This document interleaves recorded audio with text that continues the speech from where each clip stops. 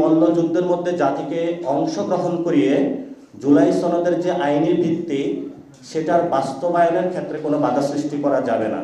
বাস্তবায়ন অর্ডারের অনুমোদন হওয়া এবং পরবর্তী যে সংসদ রয়েছে সেটাকে কনস্টিটিউয়েন্ট পাওয়ার ডেলিগেট করতে হবে এবং এই আদেশে সাইন করার জন্য উনি শহীদ মিনারে যাবেন। জনগণের সম্মুখে জনগণের যে ঐতিহাসিক যে সিদ্ধান্ত সেটা জনগণের সম্মুখেই তাকে দিতে হবে।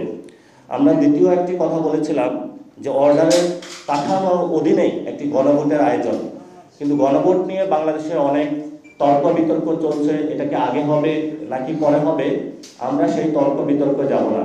আমরা মনে করি এই তর্ক বিতর্ক জামায়াত ইসলামী এবং বিএনপির মধ্যে একটি মল্লযুদ্ধ। এই মল্লযুদ্ধের মধ্যে জাতিকে অংশগ্রহণ করিয়ে জুলাই সনদের যে আইনি ভিত্তি সেটার বাস্তবায়নের ক্ষেত্রে কোনো বাধা সৃষ্টি করা যাবে না। আমাদের মূল জায়গাটা স্পেসিফিক জায়গায় যে আমরা দিতে চাচ্ছি, গণ অভ্যুত্থানকে ভিত্তিমূল ধরে ডক্টর ইউনূসের সাইনে একটি আদেশ জারি করতে হবে, যে আদেশের অধীনে একটি গণভোট হবে। টাইম ফ্রেম নিয়ে আমরা স্পেসিফিক কোনো অবস্থান নিচ্ছি না এবং সেই গণভোটের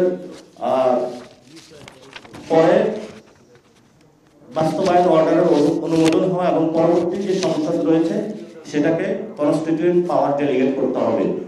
এই কনস্টিটিউয়েন্ট পাওয়ার সম্পূর্ণ পরবর্তী সংসদ নির্ধারিত সময়, যেখানে সময় এসেছে 270 দিন, এই 270 দিনের মধ্যে বাস্তবায়ন করতে হবে। অর্থাৎ গণভোটের পরে যখন বাংলাদেশে একটি নির্বাচন হবে, যে নির্বাচনের মধ্য দিয়ে একটি রিফর্ম অ্যাসেম্বলি হবে, এই রিফর্ম অ্যাসেম্বলি একসাথে দুইটি কাজ করবে। প্রথম কাজ হলো এই আদেশের বাস্তবায়ন